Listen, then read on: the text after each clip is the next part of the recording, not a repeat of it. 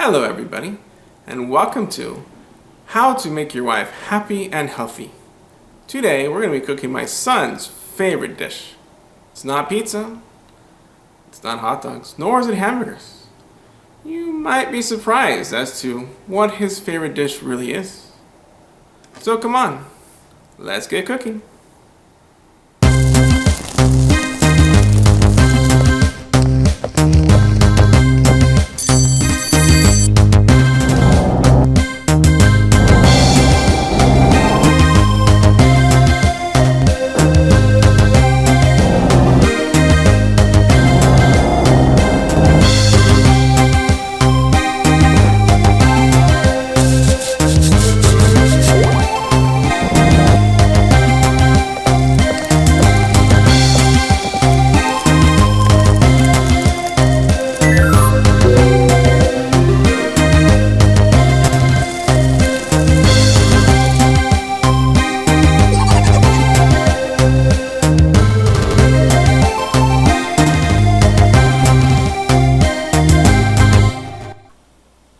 Today we're cooking my son's favorite dish, and that dish is hot chicken salad. Let's go over the ingredients. So here are the ingredients we're going to use for the hot chicken salad casserole.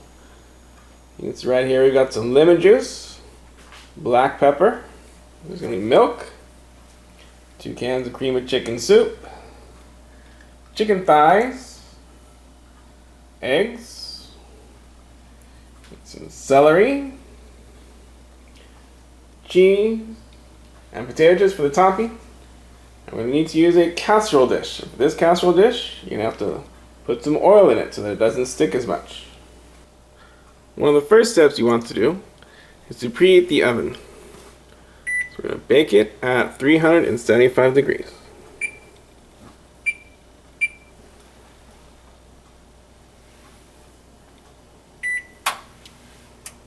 While the oven's warming up, we'll get to the cooking. Any oil will do, or even butter to grease the pan. First, you gotta pour in the oil. Let me pour in a little. That looks good. Now we're gonna use a paper towel or napkin or something to spread it around. Make a nice even coat on the bottom and on the sides. We're going to need to simmer the chicken. Now you can actually use canned chicken if you'd rather, but I like to use the real thing, and then I get to use that soup later in a different dish. This soup left from the boiled chicken. We're not going to boil it though, you simmer it. Do not boil chicken, it doesn't really well. But we're going to heat up this water to boiling and then simmer the chicken. While that's going on, let's go to the other task. We're also going to need to hard boil the eggs. So I actually have the water cold right now so I can put the eggs in, turn on the burner. We're going to wait till it starts to boil. When it starts to boil, we're going to set our timer for 15 minutes, and then that'll be enough for the eggs. When that's done, you're going to take them off, drain the water, put in some cold water to make the eggs easier for peeling. While that's cooking, we're going to get the other stuff ready. So now we're going to mix the other ingredients and get them ready for the chicken and the egg when they're done. We're taking 2 cream of chicken soups. We're going to pour them into the bowl. I can't remember exactly, but I think we're going to fill one of the cans with milk. I think that'll be enough. Maybe not even that much. Probably half a can of milk will do. You don't want to get the soup too thin, because then when the casserole comes out, it'll be really thin casserole. Now let me talk a little bit about the origin of this recipe. And this recipe came from my Aunt Joyce. Well, technically she's not really my aunt. She was my dad's friend's wife. When I grew up, it was a little respectful to call someone that was close to you an aunt, so she has always been known as Aunt Joyce. Over the years of making it, I've been modifying it, making it different, changing it up, and getting it to the place where it's at today that my son likes the best. We're going to take half of it, fill it up with milk, and look at the consistency. If it looks at about the right consistency, we'll stop. So in goes the milk. Now we got to stir it up. Make sure it's all blended well. Blended nicely. Doesn't matter if you use a wooden spoon. You can even use a blender if you're so inclined. Doesn't matter so much. We're just going to mix them all together and see if it's a nice thick consistency. You don't want to do it the same consistency as the soup, because that would be way too thin. That would be a soup, not a casserole.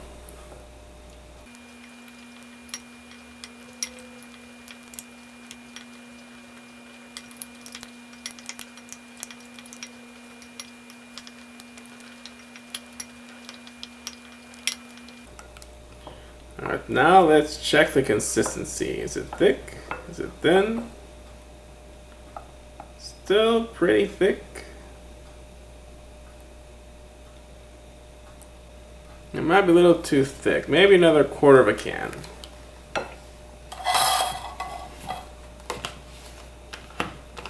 And you just kind of eyeball it. You know, I'm all about eyeballing. Don't have to be exact on recipes.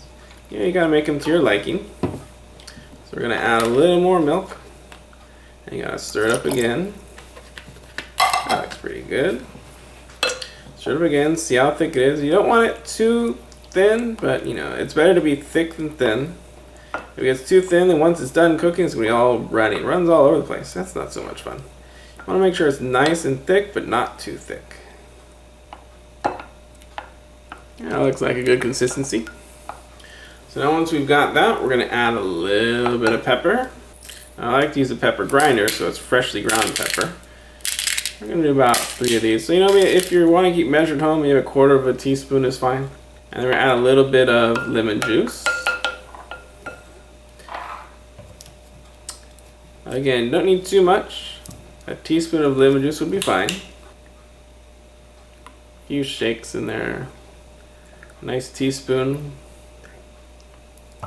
He likes chicken. I like pepper.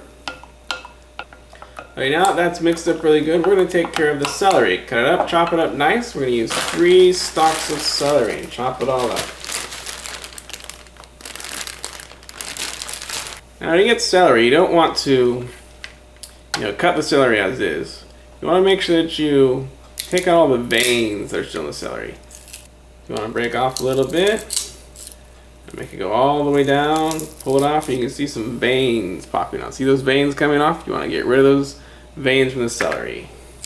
Do that for all of them before you start chopping them up.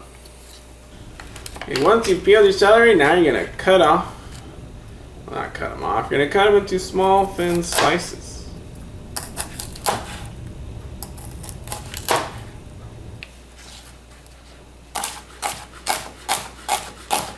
If you ever have a French chef knife, it can make the sliding really fast. You can cut really quickly. Or you might want to use a chopping knife. Whatever knife you have handy, however you want to cut your celery, nice and thin. Oh, if you don't want big slices when you're eating this dish. So we used 4 stalks, winds up being about a half a cup of celery. So now we're going to pour all the celery into our mixture and mix it all together.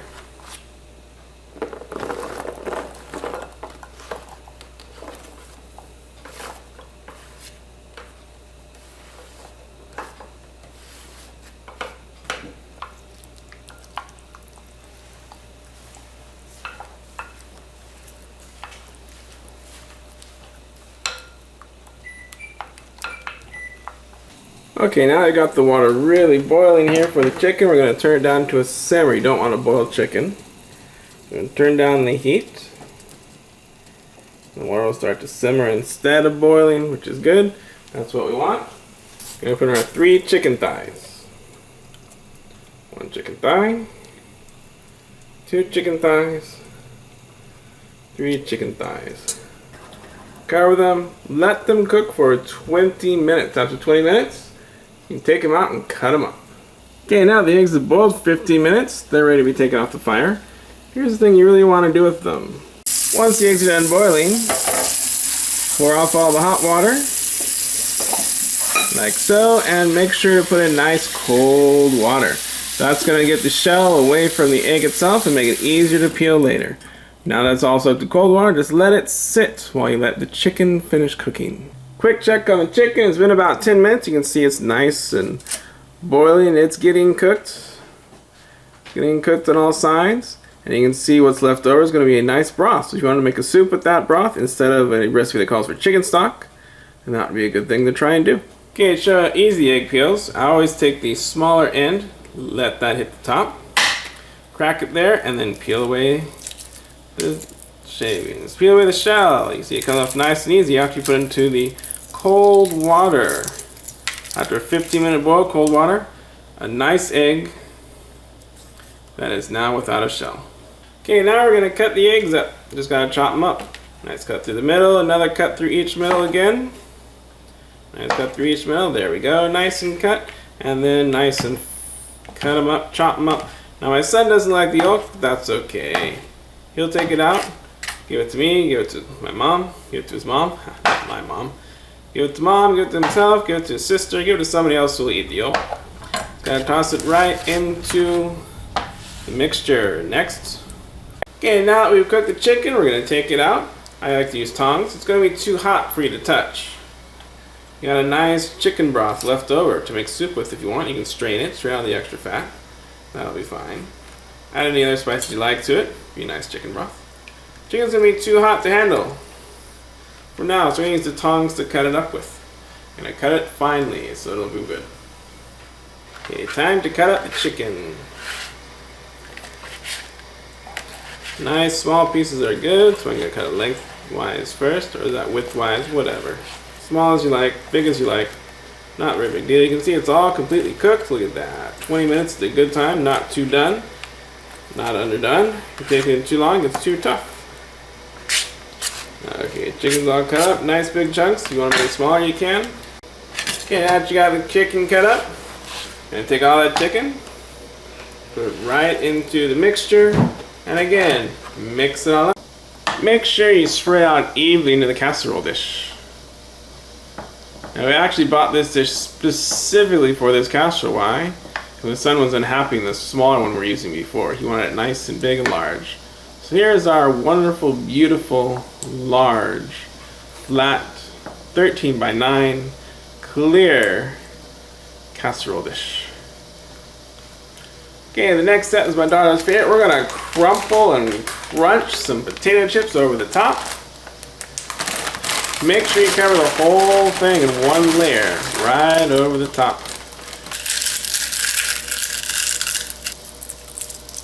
Just a little crunch with the fingers. Spread it all out, get it nice and even. Okay, after that, you're probably gonna want to wash your hands and ready for the cheese. Now we're using a Mexican blend of cheese. You can see the nice design there with the potato chips. Now we're using a Mexican blend, but you can use your favorite blend. We also use Lay's potato chips, lightly salted, but you can choose whatever flavor of potato chips you like best. They all work good.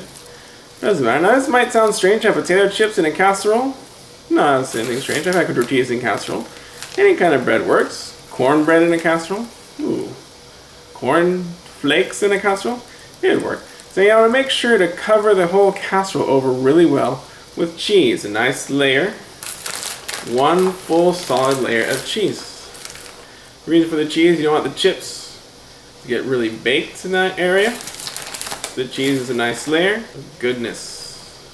Also, in the original recipe, there were slivered almonds before the cheese. So you might want to add some slivered almonds you like before the cheese, add the cheese. We haven't been doing that recently because we haven't noticed much difference in flavor. My son likes it this way, so we go with the way he likes it. Alright, our next step, you want the cheese to get to brown when it's cooking. It takes a while to cook, so we're going to cover it with foil. So you're going to take the foil off in the last 12 minutes or so of cooking. Usually I do 12, it seems to be the best time. So you cover it, you take the casserole, put it into the oven. Set your timer for 30 minutes. There you go. So you're going to let it cook for 30 minutes with the foil on. Once it's done, you're going to let it cook for 15 more without the foil. Second option for your casserole, if you don't want to cook it right away, or if you want to prepare it ahead of time, is you can, once you cover it with foil, put in the refrigerator. You got a spot right here for tomorrow's dinner. Right into the refrigerator. Let it sit overnight, and you can cook it tomorrow.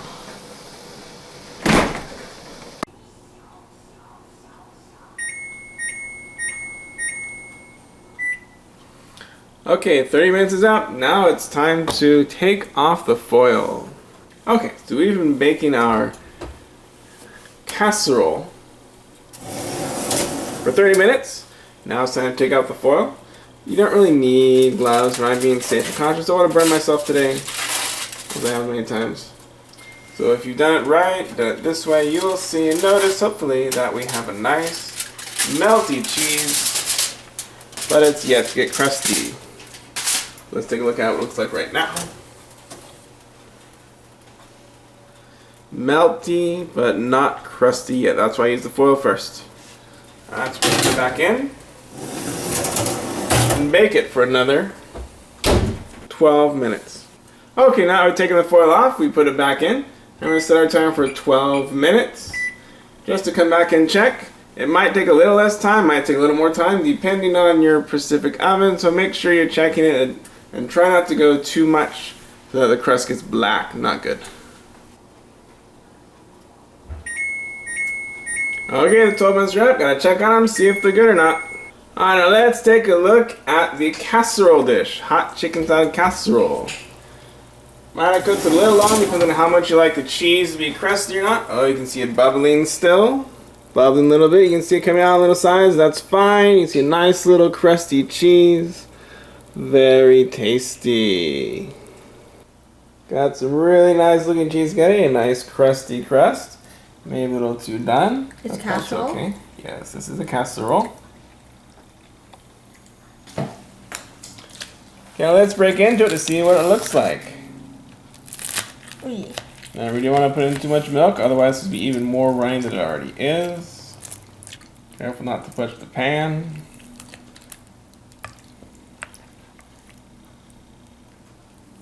Hot chicken salad casserole, my son's favorite dish. That's what the casserole looks like once you've taken a piece out. And here's a nice plate of the casserole. Got the cheese on top. It runs out a little bit, but that's perfectly fine. It's very tasty.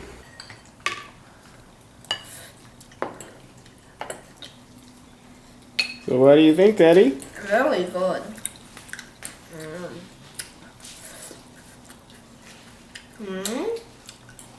Do you want this?